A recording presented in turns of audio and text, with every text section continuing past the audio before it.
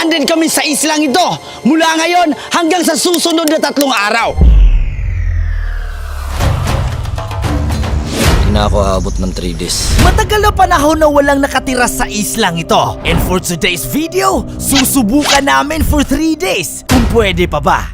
Okay boys, ang una natin gagawin ay hahanapin natin ang mga kahon na naglalaman ng starter pack na siyang rason kung bakit tayo mabubuhay dito sa islang ito. Para mas mabilis mahanap ang mga kahon, ang buong team ay hinati namin sa 2 grupo. Lalasa ng pandinig, lawakan na pag-iisip dahil ang mundo'y nababalot ng misteryo. Meron na kami nakita dito guys. Oh, ha? It's a prank. Dito may swamp. Alam ko, eto yung paboritong tirahan ng mga ahas. Swerte tayo! Nahanap natin yung kahon! Red horse!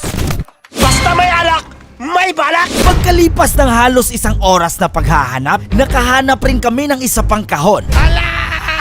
May nakita kaming box! Hoy, makagamitan. Oy, nakita kami! Hindi pala to tubig. Anong hindi tubig? Yung beer tubig yan. Nakakalasing yan. Kaso lang, walang ice. Ito na. Itak na kami! Swerte talaga yung kagrupo ko dahil nandito si Pastor. Natagpuan na namin ang pangalawang kahon. Ibig sabihin, isa na lang yung kulang. Wala pa isang oras, may sugat na ako. Dapat mag-ingat tayo sa islang ito kasi may mga halaman na ngayon lang namin nakikita. Yung mga dahon niya puro tinik. Nagugutom na kami. Kaso yung nahanap namin una, tong red horse na to. Uhaw na kami. Kuha tayo ng kukunat. Tara na! Mula noong naghiwalay kami sa kabilang team, ay hindi pa kami nagkita-kita. Pero dahil sa init ng lugar na ito, halos magkapareho ang timing ng aming mga ginagawa.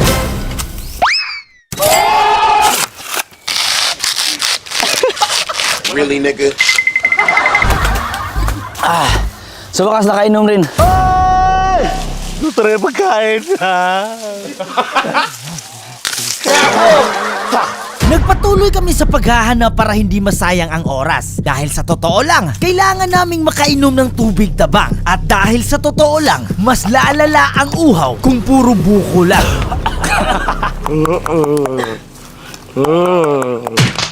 Hindi pa kami nakainom ng tubig. Ha? Nauuhaw na kaming lahat. Ang hirap. Hindi kami pwedeng mabilad sa init buong araw. Unang rason, hindi pa namin nahanap ang tubig. Pangalawa, para makaiwas sa dehydration at panghihina. Yung isa na lang na hindi pa namin nakita, yung importante pala. So yun guys, dito namin napili na magpahinga. So problema na lang namin ngayon kung saan namin hahanapin yung bigas at saka tubig. Drained kami at walang ibang maisip kung di buko lang talaga. Nakita na namin ang hinahanap namin. Ito ng box. Pinakalas na box. Sa wakas ay natagpuan na ang bukod tanging rason para kami makapag-survive. Ang gagawin na lang namin ay magsaing at sila na maghahanap ng ulam. Hindi biro ang init sa lugar na to, pero wala kaming magagawa at kailangan naming kumilos. Nangin na, sakit ng ulo ko. Sumakit yung ulo ko, buti na lang may first aid. Ito na nga ating panggatong. Sakit. Cracking my bone like... Walang uuwi hanggat walang mahuhuling isda! Pumunta kami sa dagat para makapaghanap ng pwedeng maging ulam. Pero eto ang aming nasaksihan. Sure ko, kubra yan. Sinubukan naming makapag-uwi ng ulam. Literal na kahit ano, basta pwede. Anong oras na pero hindi pa sila bumabalik. Nagiging useless ang mga pana dahil wala kaming nakitang isda. Parating na sila guys, so kailangan nating apuyan ulit. Ang tanong, may dala ba? Nag-expect kami ng malaking isda, mga king crab, pero ito lang. Nasusugatan na ako.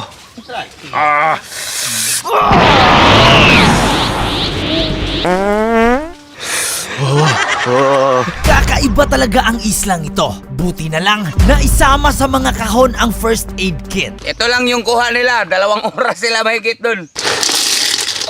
Ito lang muna ulam namin. Pinagtiyagaan na muna namin kung anong meron. Pati sa tubig ay nagtitipid kami. Ito yung kinain namin. Parang graba. Ako yung in charge sa pagkain na tubig. Iinom kami ng tubig tuwing pagkatapos lang kumain at tag-iisang baso lang. Pagkatapos ay sumabak na naman kami sa paghahanap ng makakain. Pinakamasarap ng inasol sa ang. Hindi ko alam kung anong tawag nito sa Tagalog. Dahil limitado kami sa tubig, sa dagat na rin kami nagprepara para sa susunod na lulutuin. Meron akong merong nipa dito na titikman na natin. Para siyang kaong. Ngayon, ipatikim natin nila. Ipapakita ko sa inyo kung gaano ako kalakas. Wala pa kaming 24 oras pero ubos na yung isang galon. Maliban sa problema sa tubig, kailangan naming magmadali na magluto bago pa lumubog ang araw. Kayo bigay ulam akin. Ako gutom isla na to. Pag kayo hindi bigay ulam, isa inyo kakainin akin.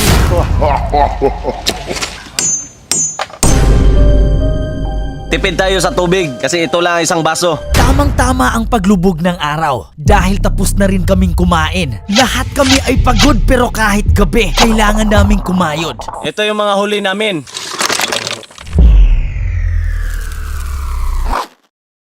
Ngayon ay umaga na. Bagong buhay, bagong problema. Gawa na naman tayo ng sandok. Habang tulog kami, maaga silang nag-asikaso ng agahan. Habang dumudumi kami, may nakita si Tanli. Buti pa lutuin na lang natin to. Uy, wag! May mama yan. Kagaya kahapon, pagkatapos naming kumain ay naghahanap na naman kami ng makakain. Si Boy Ugom ay nakahanap ng exotic food, pero walang ibang kakain nito, kundi siya lang. Dahil wala na kaming ulam, kakain na lang ako ng exotic food.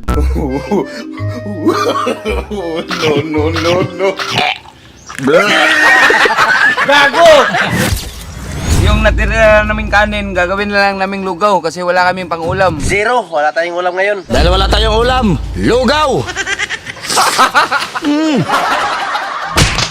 Si Tanli TV ay nag-volunteer na magluto ng ubod. Samantalang kami ay nagbabaka sakali na makahanap at makarami ng mga seashells para sa hapunan. Bombshell.